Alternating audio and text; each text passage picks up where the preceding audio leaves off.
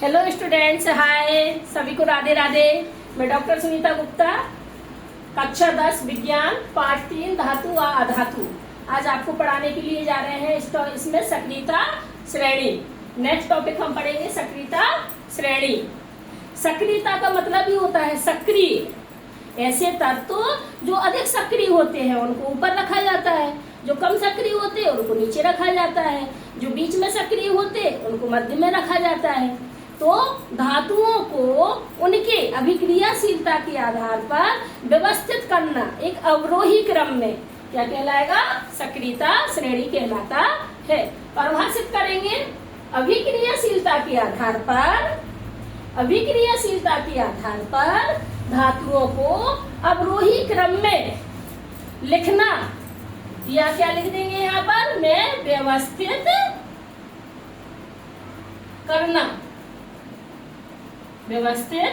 करना क्या कहलाता है? सक्रियता श्रेणी कहलाता है। आया समझ में? अभिक्रियाशीलता के आधार पर धातुओं को अवरोही क्रम में व्यवस्थित करना सक्रियता श्रेणी कहलाती है। सक्रियता श्रेणी में कौन कौन से तत्व आते हैं? तो ये सक्रियता श्रेणी की तत्व की सारणी है ना? सक्रियता श्रेणी की क्या है? ये सारणी है। इस सारणी में कितने तत्व आएंगे? ये 1 2 3 4 5 6 7 8 9 10 11 तत्व आएंगे। कक्षा 10 में हमारे 11 तत्व दिए गए हैं, है ना? तो पहला कौन सा है? पोटेशियम के, sodium Na, calcium Ca, magnesium Mg, aluminium Al, zinc Zn, iron Fe, lead Pb, copper Cu, silver चांदी Ag, सोना या गोल्ड Au। बात समझ में आई आप सभी को? ये सोना है ना? ये इनको क्या कहते हैं? सोना। सभी को समझ में आया? इसको ट्रिक से याद करते हैं, ऐसे हमें याद नहीं होता है। तो ट्रिक क्या है? काशीनाथ का माली आलू जरा फीके पकाता है। लेड तक हो गया। फिर लिखेंगे कॉपर, लेड कॉपर हटाओ, चांदी सोना लाओ। लेड कॉपर का क्या काम? चांदी सोना पहनिए, है ना? तो चांदी सोना, लेड कॉपर हटाओ, चांदी सोना लाओ। काशीनाथ का माली आलू जरा फीके पकाता है। तो काशी से के, नाथ से सोडियम, का से कैल्शियम, माली से मैग्नीशियम, आलू से एल्युमिनियम, जरा से जिंक, फीके से आयरन, लेड से पीबी, कॉपर से कॉपर हटाओ, चांदी से एजी और एयू सोना लाओ। सभी को समझ में आया?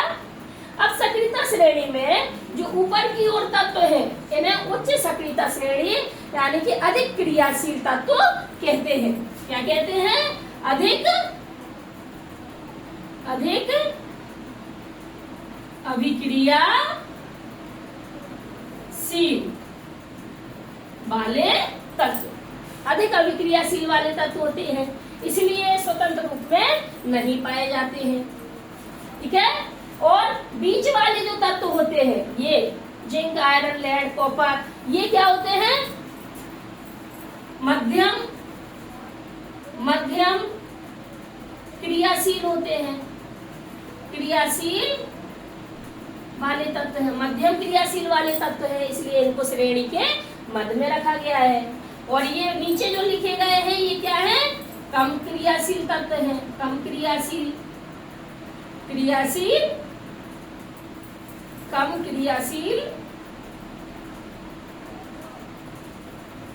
वाले तत्व, इसलिए इनको श्रेणी में नीचे रखा गया है। ठीक है ना?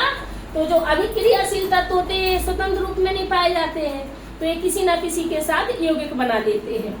और जो बीच में है aluminium, zinc, iron, lead, copper, ये इनके ऑक्साइड, सल्फाइड, कार्बोनेट अयस्क के रूप में प्रकृति में पाए जाते हैं। और कॉपर और गोल्ड जो है ये स्वतंत्र रूप से पाए जाते हैं, क्योंकि ये सबसे कम अभिक्रियाशील तत्व होते हैं। सभी को समझ में आ रहा है? सक्रियता श्रेणी धातुओं को उन्हें के अवरोही क्रम में व्यवस्थित करना अभिक्रियाशीलता के आधार पर सक्रियता श्रेणी है। और इसमें ये आपके तत्व हैं potassium, sodium, calcium, magnesium, aluminium, zinc, iron, lead, copper, silver और गोल्ड। इसको अच्छे से लिख लीजिए, सभी लोग राइट डाउन कर लीजिए, याद कर लेना। पेपर में इसमें या तो आपसे पूछा जाता है क्रम में लिखिए, या फिर पूछा जाता है कि एल्यूमिनियम के ऊपर कौन सा तत्व आता है तो मैग्नीशियम, एल्यूमिनियम के नीचे कौन सा तत्व आता है तो जिंक, अधिक क्रियाशील तत्व कौन से होते हैं, मध्य क्रियाशील तत्व कौन से होते हैं, कम क्रियाशील तत्व कौन से होते हैं, प्रकृति में कौन सा तत्व स्वतंत्र रूप में पाया जाता है, प्रकृति में कौन सा तत्व स्वतंत्र रूप में नहीं पाया जाता है। कई सारे इसमें आपके बहुविकल्पी प्रश्न बनते हैं, इसलिए इसको याद करना महत्वपूर्ण है। अगर आप इसको अच्छे से आज सीख लेते हो तो 11वीं 12वीं में आपको परेशानी नहीं जाएगी अभिक्रिया लिखने में। ठीक है, सभी को समझ में आया? यदि आपको हमारा चैनल पसंद आता है तो BC classes doctor Sunita Gupta को ज्वाइन करिए, सब्सक्राइब करिए और शेयर करना बिल्कुल मत भूलिए।